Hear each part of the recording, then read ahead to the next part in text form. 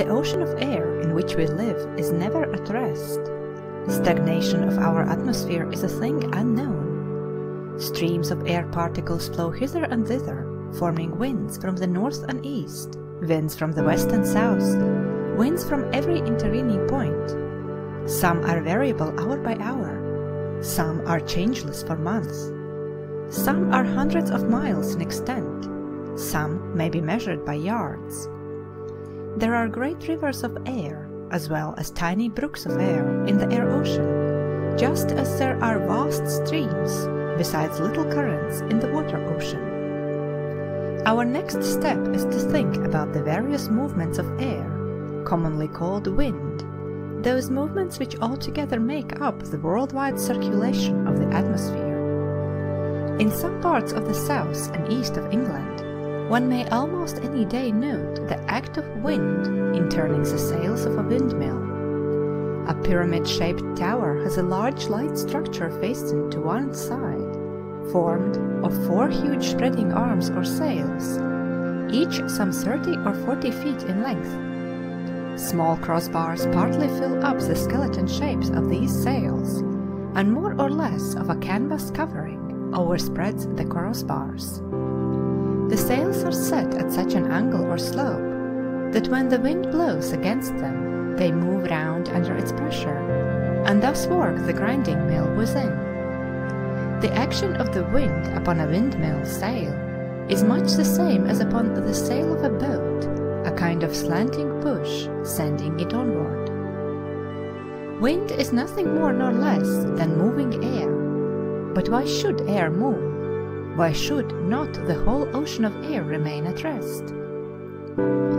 We can picture to ourselves a great ocean of air in perpetual sublime repose, a world without winds, an atmosphere without circulation. Such a world with such a belt of air might not impossibly exist under certain conditions, but it would have to be a very different world from ours, a reposeful, not to say stagnant world, not spinning upon its axis day and night. It would have to be a world without varieties of heat and cold, of climate and weather. The moment one part of the atmosphere is warmer than another part, a disturbing element comes in, and the air begins to stir. Wind commonly springs from what is called difference of pressure. If in one place the air is warm and light, in another cold and heavy, the heavier air must always flow towards the lighter air to keep up the balance of the atmosphere. Just as water always moves to preserve a level surface, so air always moves to preserve an even balance. Moreover, one current of air always causes other currents. That is a fact worth remembering. Everything that happens in nature, as well as in our lives, is always caused by other things going before, and always helps to cause other things coming after. No one thing in nature or in life stands alone, uncaused and uncausing. A current springs from different causes, but once set going, it is certain to cause other currents. So even if we had an ocean of stagnant air to start with, it could not remain stagnant so long as a single disturbing element was there to upset its balance. Each slight disturbance would draw countless other disturbances in its train. Moving bodies in the air ocean are one source of disturbance, and a very frequent source. We are not commonly conscious of this. Not a hand can move, not a sparrow can fly, without causing air pressure and consequent little air breezes. But the fact does not become apparent to us unless the moving body is large, the compression of air tolerably great, and the wind resulting somewhat strong. We all know from experience what a wind is caused by the rush of an express train through a station when we are standing on the platform. Dust and sticks are carried along by the whirl of moving air. The same thing is seen on a much greater scale with an avalanche. Avalanches are of different kinds. Sometimes in summer, on the higher mountains, they consist of solid blocks of ice, dashing down steep slopes. In spring, they are more usually huge masses of soft coherent snow, gliding downward with frightful rapidity, and overwhelming whole villages in the valleys below. Another kind, quite as dangerous, is the drift avalanche of winter. It consists of loose, dry, powdery snow, first set going perhaps by a strong wind. In the descent it gathers volume and speed, leaping from precipice to precipice, till the tremendous compression of air caused by its downward rush sets in motion a far more violent gale than that which began its own career. The mere wind from such an avalanche has not only lifted a strong man bodily from a ledge and borne him some distance, but has levelled trees and shattered whole houses with its hurricane blast. A mighty snow mass will often break loose from some frowning snow ridge above, and will dash downward, leaping from ridge to ridge of a great precipice. At the first concussion, the whole mass is broken into fragments, and soon only a cloud of white dust is seen, to flash like lightning from point to point, roar following roar, till the last leap is taken. Woe betide any human being so unfortunate as to stand in the path of such an avalanche, or within reach of its rushing wind. But to come back to a very everyday matter, what is it that causes an ordinary draught in a room or public building? The draughts in St. Paul's Cathedral are pretty well known to Londoners. If no disturbing elements existed, the mass of air within our great cathedral might remain calm and moveless. But this is a state of things seldom, if ever possible, certainly never possible, when a crowd of human beings is gathered under the dome. The heat given out by their bodies, and the hot air pouring from their lungs, warms the atmosphere in and near the center. Then the warmed air rises, and streams of cold air pour centrewards from the side aisles to supply the place of that which passes upwards. Thus a draught is created, and old ladies draw their shawls tightly round them, and old gentlemen cast savage looks at the vergers. But neither old ladies nor old gentlemen blame themselves as being in part the physical cause. It often happens that on the sea-coast, especially in hot countries, land and sea breezes regularly alternate. All day long a fresh breeze from the sea will blow in upon the land. In the evenings that will stop, and after a pause a land breeze will for hours blow steadily out to sea. In the morning another pause is followed again by the sea breeze. The direct cause of these breezes is the rapid heating and cooling of the ground. Land grows warm much faster than water, and also loses its warmth much faster. Water heats slowly, and once heated it cools slowly. All day the ground becomes warmer and warmer under the burning sun, and helps to heat the layers of air above. The cooler and heavier sea air has to flow in upon the warm and light land air. After sundown the reverse happens. The ground cools fast, helping to cool the air above, while the sea keeps warm. The air over the land, becoming the coldest and heaviest, has to flow towards the more warm and light air over the water. Some explain this by saying that the cold air flows towards the warm air because the latter, being light, has a tendency to rise and to leave a space which must be filled. Another explanation is as follows.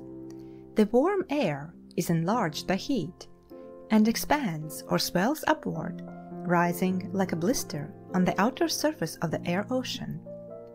The upper layers of air, being piled too high, have to slide away to a lower level over the colder air. Then the added weight and pressure over this colder region forces the air below to flow towards the region of warm and light air. It is in fact a readjustment of the balance. All around the earth, near the equator, are hot countries, lands when the sun beats fiercely down, warming soil, sea and atmosphere. This causes on a large scale what has just been described on a small scale. The air, being peculiarly laden with moisture in those regions, is peculiarly susceptible to the heat of the sun. Vast masses of air, already warm, are more and more heated by the sun's rays and by the burning earth below, till they are far lighter and larger than air elsewhere. Then the cooler, heavier, smaller air comes pouring in from north and south to restore the balance of the atmosphere. I use the words larger and smaller with purpose, for literally the air of lower levels does expand or grow bigger with heat, and does shrink or grow smaller with cold. A mass of heated air weighing 1 pound is as truly larger than a mass of cold air weighing 1 pound, as 1 pound of heated iron is bigger than 1 pound of cold iron. The air in the tropics near the equator grows hot, expands, gets large and light. This means that the mass of the atmosphere thereabouts occupies more space than if cold, its particles being more widely separated. The result, if we could see it, is doubtless an actual swelling upward of the outer surface of the air ocean, the rising of a huge blister or air wave pushed outward by the enlarging of the air below. Now the air ocean, like the water ocean, flows hither and thither in a perpetual struggle to keep itself even. Like the water ocean, it might surge out at its upper surface. Footnote: the word surface is of course used with a reservation. The atmosphere probably thins away so gradually that no man, if able to examine for himself, would be able to say where it ceased. But since the air ocean does not extend through space, it must stop somewhere. End of footnote. In great waves, but those waves are sure to fall back and flatten themselves out. The superfluous air, piling itself above, has to flow away in mighty currents towards the north and south. As these streams pour off, they cause extra weight and pressure where they go, and other currents pour in below, just as we saw was the case in St. Paul's Cathedral. We may be quite sure of one thing in the matter of air circulation. Whatever quantity of air flows towards one particular place, the same quantity of air must flow away from that place. Also, whatever quantity of air flows away from one particular place, the same quantity of air must flow towards that place. No part of Earth can be left with less air or more air than any other part. So a perpetual struggle to make things equal is carried on over the whole world, air rushing hither and thither in streams to restore the balance, which, as soon as it is restored, is directly upset anew. All round the earth, to the north of the equator, except where disturbed by other influences, lies a broad belt of winds, always blowing towards the equator from the northeast, known as the trade winds. The belt reaches from near the equator to about 30 degrees north latitude, and the streams of air continue day and night and day, with more or less intensity throughout the year. Exactly the same kind of trade wind belt is found also to the south of the equator, only as these winds too blow towards the equator, they come from the southeast. The northern belt is known as the zone of the northeast trades, and the southern belt as the zone of the southeast trades. In bygone years, the trades were a great perplexity to sailors, and often a serious difficulty. It was all very well so long as a ship wanted to sail in the direction whither the trade blew. The mariner might lash his helm and go to sleep if he chose, leaving the lookout to a girl or a child, for a long run through the open sea. He could be absolutely secure of a good fresh breeze, always from the same point, never ceasing and never growing too strong. But if we wished to sail in the teeth of the trade, that was another matter. Wishing for a change of wind was useless work, for the wind never did change. Now that men understand the extent and limits of the trades, knowing where they are constant, where they change with the season, and where land influences check or draw them aside, the sailor can make use of or avoid the trades as he will. Moreover, the widespread use of steam makes the direction of winds a less vitally important matter than of old, in a large proportion of cases.